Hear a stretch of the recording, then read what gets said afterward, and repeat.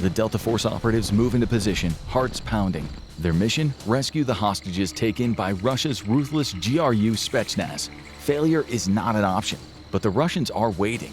Their intelligence has already exposed Delta's approach. The ambush is set. Now in the dead of night, with the tension thick in the air, the only question left is, who will win? That's what we'll explore in today's episode of the Infographics Show. GRU Spetsnaz versus Delta Force. Who would win? The Delta operatives inch closer to the Russian position, moving like shadows in the darkness. They take cover at the edge of the tree line, fingers poised over triggers. The firefight is inevitable. For a brief moment, they steady their breaths in the silence before their minds race back to two things: everything they've learned in training and everything they know about their enemy. Because Spetsnaz GRU are no ordinary foe. Every Delta Force operative in this six-man team has already proven himself in battle. To even make it here, each had to be at least 21 years old and had already served in the U.S. Army, whether in active duty or the National Guard or as a reserve. Uniformity is everything in Delta Force selection. Each operative must trust that every teammate is just as physically capable of enduring the relentless demands of combat. In the field, there's no room for weakness. Every operative carries what the U.S. military calls no limiting physical profile. To put it simply, no injuries, no conditions, no weaknesses. Because when the bullets start flying, every man must pull his weight. They've already each passed either a Halo or Scuba physical exam, confirming this lack of limitation, while also testing their eyesight. Every member also has airborne training, with some volunteering for that training as they signed up and others already bringing it to the table. All six are the best of the best, not just in skill, but in discipline. Their records are flawless, no history of misconduct, no security concerns, just elite soldiers with unwavering focus. But discipline alone isn't enough. Before even setting foot in Delta Force training, they had to pass a brutal 6-event physical fitness qualification. A test that includes the run, dodge, and jump drill, an inverted crawl, sit-ups, push-ups, a 100-meter swim, and a grueling 2-mile run. That was the baseline for all six. What came later really tested their mettle. The Delta Force team moves like ghosts through the trees. The team leader signals silently, guiding each man into position with precise, practiced hand movements. Every move is calculated. They need to get as close to the Spetsnaz team as possible. There's no use starting a firefight from a distance against a fortified position. That's a recipe for death. As they draw ever closer, all six members recall the training they undertook once they passed the initial physicals. It's that training that brought them to where they are right now, and it'll underpin everything they do in the coming firefight. Delta Force selection is a brutal 3 to 4 week ordeal, partially modeled after the British SAS selection process. Founding member Charlie Beckwith, who trained with the SAS, helped shape it into one of the toughest tests in the world. The physical trials were relentless: timed runs, grueling marches, and a 40-mile trek over steep terrain with 55 pounds of gear, carried out day and night. Candidates were given only a map and a compass, no instructions, no indication of time limits. Some failed because they got lost in the night. Others collapsed from sheer exhaustion. But the men closing in on the Spetsnaz position have proved that they can handle the pressure, endure the pain, and push past the limits most never reach. They can handle the physical rigors of what they need to do, along with the mental pressure that comes with the job. And they still weren't done after passing through the selection process. Every Delta Force operative has a specialization that they spent 6 months learning in a long crucible course designed to refine their skills. Among the six-man team tonight are specialist marksmen who learn precision shooting with a variety of weapons under all possible conditions. There's a man who learned demolition and breaching. He'll be called into action to clear any obstacles placed in Delta Force's way. Combined skills training brings everything the operatives learn together and applies it to realistic situations. Meanwhile, tradecraft covers intelligence gathering, and executive protection specialists learn how to protect high-value individuals. The latter won't be needed in this firefight, but may be called upon when the hostage is extracted. All of this training is wrapped up with the culmination exercise, a full assessment of the operative skills as part of a multi-day exercise that simulates a real-world mission. Every Delta Force operative preparing to storm the Russian position is as well trained as they could possibly be. But as they continue to work their way forward and get into tactically advantageous positions, they know the Spetsnaz GRU is no slouch in the training department either. Each Spetsnaz GRU member is extremely well prepared physically.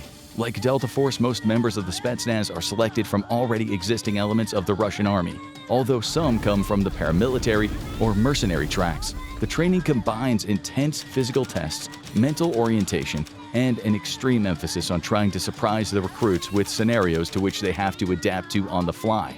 All of these scenarios are tests of their technical skills and operating abilities, so each person who passes Spetsnaz training is somebody who is capable of adapting to almost any situation. Russia isn't as clear about its specific Spetsnaz recruitment requirements as the US is for their Delta Force. However, it's released many propaganda videos that have elevated the Spetsnaz GRU to almost a mythical status, whether deserved or otherwise. These videos highlight exceptional levels of soldiering, including advanced weapon skills that see the average Spetsnaz soldier capable of hitting a stationary target at 1,600 feet using a rifle, between 80 and 100 feet with a pistol, and up to 130 feet with submachine guns. Snipers have to be able to hit targets at 1,800 feet, with all Spetsnaz operatives also being trained to accurately throw hand grenades up to 160 feet, regardless of whether they're standing still or running. Each Spetsnaz operative is a man who was likely younger than 28 when he joined the Special Forces group. He was also hand-picked. Unlike Delta Force, there is no application process for the Spetsnaz GRU. Beyond the remarkable marksmanship abilities, each operative underwent a grueling physical fitness test that included completing a 1.9-mile run in 12 minutes or less, a 100-meter sprint in 13 seconds, and a host of other exercises that included pull-ups, full-leg raises, dips, bench press, and push-ups. There was also a fighting element, one operative in training stacked against another, with each being given either a pass or a fail grade based on their performance. Taking on difficult conditions is also a key to Spetsnaz training, where Delta Force selection focuses on rucking around tough terrain. A Spetsnaz GRU operative has survived being sent into the forest for up to 8 days without any food. Trainers will also keep the trainees from sleeping during the test. Half of the trainees won't make it through this portion of the test, which includes a 6.2-mile run, carrying a rucksack weighing 110 pounds, and the infamous giant rat test. Each Spetsnaz operative has passed a strange test in which they're forced to face down a giant rat that has been cornered and is aggressive. With no weapons, no tools, just their bare hands. They must strangle the rat to death. It's not just a test of physical skill, but a test of mindset. A way to condition operatives to kill up close, to embrace raw, unflinching violence. Delta Force has been briefed on all of this training before it was flown into the drop zone. Some of it is likely propaganda. Russia's Spetsnaz videos may have been doctored or only shown the absolute elite within a group's numbers, but there is no doubt that their training was just as difficult as Delta Force. There's little to choose between the two teams when it comes to how well prepared they are for a firefight. Perhaps the difference will come in who each Special Forces group sends into the fight. A quick head count reveals who's in the field. Delta Force has sent one of its 4 assault squadrons, mechanically named A, B, C, and D. The squadron contains 3 troops, 2 of which are dedicated to direct action, with the third having already penetrated deeper into enemy lines to conduct reconnaissance. That recon troop lies ahead, along with the sniper support he receives. Eyes are trained on the Spetsnaz GRU already as the remaining 2 troops, along with a demolition expert, make their way through the forest toward the bleak stone building where the Spetsnaz GRU holds its captive. The assault squadron was supported by the aviation squadron. They dropped the ground operatives into enemy territory and will continue to provide aerial support by lifting them and their target when the operation is completed. More help came from the combat support squadron, which offered intelligence related to the target and helped with logistical planning. The Digital Devils and the Computer Network Operations Squadron have also hacked the Spetsnaz GRU's communications, providing valuable intel about where the target is located in the building the Delta Force Assault Squadron is preparing to storm. That information also includes details about the operatives Delta Force is preparing to confront. They're about to face off against Spetsgruppe A, which is also known as the Alpha Group, and is a standalone unit of the Spetsnaz GRU. Initially a counterterrorism unit, Alpha Group's purpose has morphed to the point where it essentially carries out any dirty work required of it. The group's operations are classified, though it was believed to contain up to 300 members in 2004. There won't be anywhere near that many in the coming firefight with Delta Force. Each Spetsnaz unit typically consists of between 9 and 18 soldiers, with the specific group Delta Force is about to confront believed to have 10 members. Delta Force is at a numbers disadvantage, which is so often the case when coming up against Russia. However, it has some element of surprise. Alpha Group may know that Delta Force is coming, but it doesn't know how it'll attack or from where. The Delta Force operatives are finally in position. The sniper team is sequestered away on a hill guarded by tree cover, but with eyes on the target building. 2 of Alpha Group's members are stationed outside, with the rest inside the building guarding the target. The firefight is about to begin, and much of what is to come will be determined by the firepower each team brings to the table. The Delta Force sniper fires first. A .338 Lapua Magnum round exits the chamber of the Delta Sniper's Remington Modern Sniper Rifle, or MSR. This powerful rifle is among the most modern bolt-action sniper rifles in Delta Force's arsenal. Its effective range is around 4,900 feet, which makes it the perfect choice for a long-range strike before the operatives on the ground breach. The MSR's Magnum round tears through the Spetsnaz GRU operative's body armor, killing him instantly. As the Russian special operative falls, the 3 Delta Force operatives on the ground storm in. Each is equipped with an HK-416 designed by Heckler & Koch. These rifles feature tool-free gas adjustment that allows the installation of a suppressor. The rifle fires 5.56 by 45mm standard NATO rounds and can achieve a firing rate of 850 rounds per minute, though the magazines are limited to 30 rounds maximum. It's light too, with each magazine only weighing 0.35 pounds, allowing the ground operatives to carry several without being weighed down. Shocked by the death of his comrade, the remaining Spetsnaz soldier spins around, scanning the tree line for any sign of the incoming Delta Force. He's equipped with a variation of the 5.45mm AK-74, dubbed the AK-74M, also standard issue for the Russian Army. The rifle weighs 8 pounds and has a 30-round capacity. Its polymer parts replace the wood in the standard AK-74 and are less prone to warping in difficult weather. It's also capable of semi and fully automatic fire, with the latter giving it a firing rate of 650 rounds per minute. It is a solid rifle. But the Spetsnaz GRU operative has already lost the battle. He wheeled around in the direction from which the sniper fired, not knowing that his rifle's 1,600-foot sighted range wouldn't help him against a Delta Force operative who was stationed much further away and in cover. As the GRU operative raises the rifle to fire, the ground team breaks through. Several suppressed rounds are fired from the HK-416s, striking the Spetsnaz operative in the arm and head. Another operative is down, but there's still a building to storm. Delta Force isn't the only group to have a sniper. Located on the top floor of the depressing 2-story building is a Spetsnaz GRU sniper who's been alerted to the firing outside. He's equipped with the SVDS Dragunov, which is a modification of the SVD sniper rifles that Spetsnaz used during the Soviet era. The rifle is much lighter than its older cousin, and it comes with a folding stock that allows it to be stowed and transported more easily. The Spetsnaz operative takes advantage of that, moving to another window in his building to try to get a clear sight of the Delta Force operatives on the ground. Those operatives know the sniper is somewhere in the building, and they're already moving into cover as the first 7.62 by 54mm round from the SVDS's 10-round detachable magazine zings to the ground. The Delta Force operatives have made themselves into moving targets as they shift back behind the tree cover. They won't be able to move out of the Russian sniper's range. His SVDS can hit targets up to 4,200 feet away, but they also won't have to. The sniper's shot has revealed his location, with the ground force communicating that information to the Delta Force sniper team. They're already on the move through the trees, adjusting position to line up a clear shot against the opposing sniper. It's a time-consuming process, one that can't be rushed. As the Spetsnaz sniper keeps the ground operatives pinned down, his rounds ricocheting off the trees, the Delta Force sniper attains a line of sight and waits. He needs the Spetsnaz GRU sniper to expose himself for a kill shot. The waiting game pays off. The Russian sniper grows overconfident, exposing his head just slightly in the window as he reloads his rifle. One more .338 Lapua Magnum round is fired, and the sniper is dead. 3 Spetsnaz GRU are down. But Delta Force still faces a numbers disadvantage. There are 7 Spetsnaz GRU operatives still in the building. As the Delta ground team moves toward the gray building's wooden door, preparing to breach, the Spetsnaz operatives take positions in various rooms inside the building.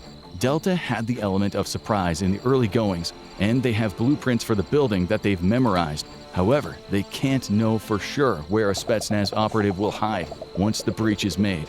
From here on out, it's all about reactions and precision.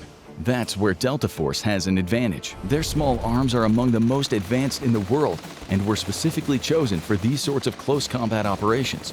Beyond their powerful HK-416, each of the 3 ground operatives has a Glock 19 9mm pistol. In the past, they would have carried the Colt M1911A1 .45 caliber, modified extensively for reliability and precision in all environments. But the Glock has become the favorite pistol, and with good reason. Weighing just 1.9 pounds with a loaded standard magazine of 15 rounds, though it can get heavier with the optional magazines, the pistol fires powerful Luger rounds. It's also customizable with accessories, including the GTL-52 infrared light and laser sight, making it easier for the Delta Force operatives to get a bead on their targets, should they need to revert to their pistols. The Spetsnaz fighters have solid pistols of their own. The 9mm GSH-18 has an 18-round magazine and is capable of firing bullets that can pierce body armor. It's also a lightweight pistol weighing just 1.1 pounds, without a magazine, with its 164-foot effective range making it a good choice for the close-quarters fighting that's about to ensue. Each Spetsnaz operative has one of these sidearms ready to go, though they will favor their AK-74M rifles, much as the Delta Force will rely on the HK-416 until their rifle rounds run out. The Spetsnaz soldiers prepare themselves. One of the 7 operatives remains with the hostage. The hostage holds valuable intel that the Kremlin wants. So, in an ideal scenario, he makes it out of this. But the Spetsnaz operative will also put a bullet in that hostage's head if Delta Force breaks through. It's better to have the US lose the hostage altogether than it is to be defeated or to surrender him and hand him back over.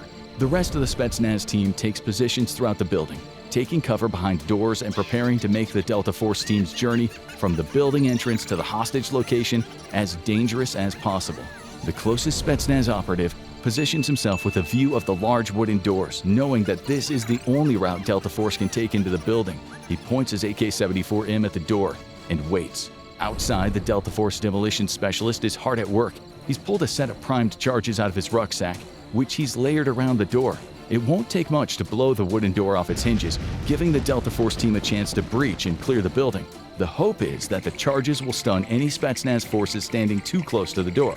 Fortunately for the Delta Force team, the explosion will take place outside, meaning no shockwaves hit them as they might while breaching a door in a hallway. It's a dangerous practice. Delta Force operatives have often spoken of being knocked to their knees when breaching a door, due to the primed explosives being so powerful. The first breach goes off without a hitch. The explosives are detonated, while Delta Force is at a safe range. Fire from the Spetsnaz soldier almost immediately comes streaming out of the door, though it hits nothing as the Delta Force operatives take up positions on either side of the new opening. Rounds are counted: 16, 17, 18. Reload. As the Spetsnaz soldier switches magazines, a Delta Force operative storms through and pops rifle rounds at his location. A brief firefight ensues, with the Spetsnaz fighter being overwhelmed by HK-416 fire as he attempts to pull back into cover. Clearing rooms starts. As they sweep from room to room, moving in a tight formation, the Delta Force operators remain laser-focused. Every step is calculated, every corner cleared with precision. But their eyes are always on one thing first: what's in the hands of every Spetsnaz operative that they encounter. Because in a fight like this, the difference between a weapon and empty hands is the difference between life and death. The face doesn't matter. What's key is what's in the hands, be it a rifle, a pistol, a radio, or a grenade. It's identified quickly so Delta Force can react. The Spetsnaz crew does the same thing. What follows is several frantic minutes of Delta Force attempting to make its way to the target. Flashbangs and smoke grenades are thrown into rooms to obscure the Spetsnaz soldiers' vision, with Delta Force always being aware of never leaving their backs to a room that isn't cleared yet. Rounds are expended at a huge rate on both sides, and it's not long before Delta Force's operatives are forced to pull out pistols as they fire their way through. 2 more Spetsnaz are taken out, along with the 2 outside, the sniper, and the 1 killed immediately after the door breach. That's 6 down and 4 more remaining. Delta Force reaches another barricaded door in a hallway. Primed charges are laid again, but this time there's far less space for the Delta Force crew to evade the blast shockwave. The barrier is breached and more AK-74M fire fills the room. This time the Russians score a hit, taking out the demolitions expert as he struggles to get back up off his knees after the blast. The 2 remaining Delta Force soldiers exchange fire with their Russian enemies. It's not long before the Spetsnaz soldiers are down to their own pistols. Delta Force scores another hit, making the battle 2-on-2. Ammo is depleted on both sides. The only recourse is hand-to-hand combat. Each Spetsnaz GRU operative is trained in Armyshki Rukopashny Boy, or ARB. Developed during the late 1970s, ARB is a Russian martial art that combines various grappling and striking techniques. It's a system that combines strength, speed, and explosive power. The goal is to take the enemy off their feet as quickly as possible, leaving them vulnerable to fire or an attack with another weapon, such as a knife.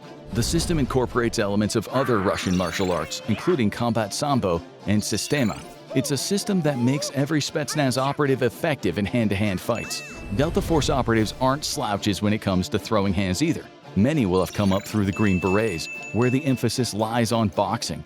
Operatives are paired up, equipped with gloves and head protection, and then left to duke it out. But that was more entertainment than true training. Once an operative reaches Delta Force, they're presented with a more technical martial arts program that combines elements of boxing and kickboxing. But it's not as organized as the ARB system, with the focus on the operative's physical strength and endurance, along with their speed and flexibility. With rounds depleted, the remaining operatives from Delta and Spetsnaz face off. Meanwhile, there's still the Spetsnaz operative guarding the hostage to handle. The Delta Force sniper team has been on the move ever since the building breach, scoping out each window that they can find to locate the hostage. Eventually, they find the right room. Perhaps the Spetsnaz team didn't have any windowless rooms in which to store their hostages. Regardless, it's a clear mistake, and the sniper takes advantage, downing the Spetsnaz operative guarding the hostage just as the remaining operatives on the ground overcome their Russian adversaries. How did this even happen? The Spetsnaz GRU has the numbers advantage. Russia's ongoing military operations have severely weakened Spetsnaz. Their forces have been devastated, according to the national interest, with one brigade of 900 only having 125 members left. Delta Force took advantage of that fact in this scenario. The Spetsnaz they faced were new recruits, with most of the organization's veterans having already been killed in Ukraine. That led to mistakes that may not have otherwise happened, such as the hostage guard in the window, and Delta Force comes out on top this time. But would the result have been the same if Spetsnaz GRU was at full capacity and had more battle-hardened veterans in the field? Which tactics, weapons, or training methods do you think would decide the fight? Drop your thoughts in the comments. Now go check out British SAS soldiers versus US Navy SEALs, military training comparison, or click on this video instead.